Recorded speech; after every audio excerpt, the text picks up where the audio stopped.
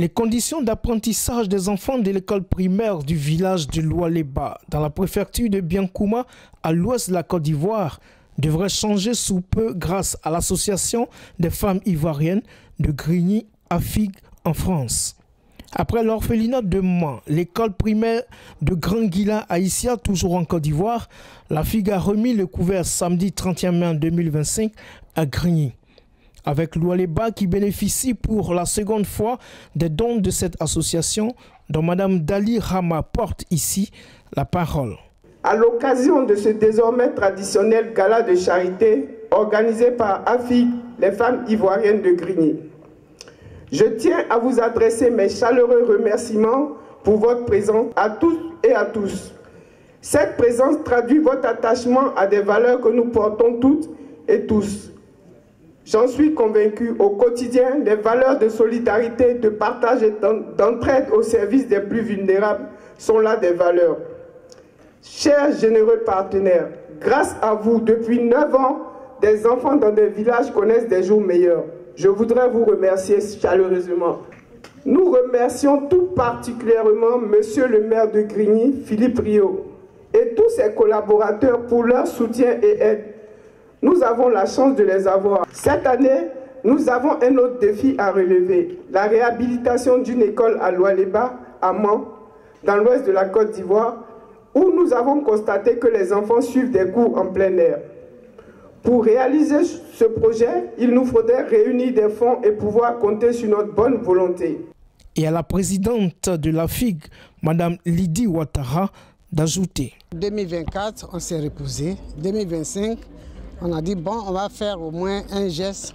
Donc, on fait le tirage au sort. Toi, que ça tombe sur toi, tu dis ce que tu veux faire dans ton village.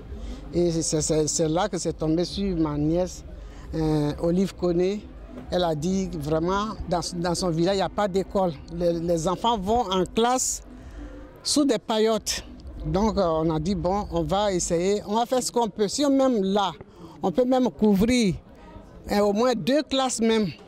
Et puis maintenant, dans quelques années encore, si on a les moyens, aller couvrir les autres classes, mais il faut qu'on couvre au moins deux classes, 1 ou 2 classes pour que les enfants aillent à l'école dans de bonnes conditions. Sur les 6 classes que compte l'école primaire de Loualéba, l'État en a construites 3, le CE2, le CM1 et le CM2. Les 3 autres classes, le CP1, le CP2 et le C1 sont restés à la charge du village. Une autre réalité ivoirienne. Les travaux de construction de ces 3 classes qui ont débuté en 2020 vont coûter 10 millions de francs CFA selon les villageois. Depuis lors, les enfants sont obligés d'étudier sous des tentes. C'est le sens de l'intervention de la FIG. Comme cette association a besoin d'être soutenue dans ce sens, la ministre Henriette Lagou, marraine distinguée depuis 2 ans de cette soirée caritative, a fait le geste qui sauve. La raffinée femme politique a été représentée à cette soirée par Alain Kwasi Godefroy, membre de son groupement politique. C'est un immense honneur et un profond privilège pour moi de prendre la parole ce soir au nom de Mme Henriette Lagou, marraine de cette soirée d'appel à fonds. Ce soir, nous réunissons autour d'une cause noble, essentielle, la réhabilitation de l'école de Loualéba, située dans l'ouest de la Côte d'Ivoire. Ce projet incarne nos valeurs les plus profondes, celle de la solidarité, celle du partage, de l'investissement dans l'avenir de nos enfants. Car, nous le savons bien, il n'existe pas de développement durable sans éducation. L'école est le socle sur lequel chaque enfant construit son avenir et il est de notre devoir de lui offrir un cadre propice à l'apprentissage et à l'épanouissement. Madame Henriette Lagou, avec son engagement indéfectible pour l'éducation, le progrès social, tient à vous exprimer tout son soutien et ses encouragements. Elle croit fermement à ce que ce projet est un pas de plus vers un avenir où chaque enfant pourra apprendre dans des conditions dignes, s'élever et contribuer à la construction d'une société plus juste et prospère. Depuis la création de la FIG, l'association a toujours été soutenue par le maire de Grigny, Philippe Rio, et son équipe. Entendre parler de la pouponnière que vous avez mis en place, cela me touche énormément parce que ça fait partie aussi ma délégation. C'est vrai qu'ici en France, nous avons des crèches, nous avons des modes de garde, mais dans ce mode de garde, nous transmettons aussi de l'éducation. Et je pense que l'éducation se transmet vraiment dès la naissance jusqu'à 77 ans, comme on dit. Et donc nous, on a pris cette tranche d'âge-là où on accompagne et les parents et les enfants dans la petite enfance jusqu'à l'âge de l'école.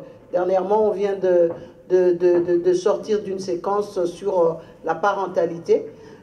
Donc c'était quelque chose qui était vraiment formidable, où on voit comment les parents accompagnent leurs enfants et surtout on voit l'épanouissement de ces enfants-là. C'est très très important de prendre les enfants à cet âge-là pour leur communiquer des valeurs, leur communiquer du savoir, pour qu'effectivement ils deviennent des hommes et des femmes construits. Mais la municipalité n'est pas seule à aider la FIG. Les associations sœurs de Paris l'assistent également, avec à leur tête l'UAFIF de la présidente Carole Sani. Pour cette 4e édition, Orange Money Europe du directeur général Bruno Guivache a fait un sacré geste également. Pour les travaux, le village, faut-il le souligner, a besoin de 10 millions de francs CFA, soit 15 000 €.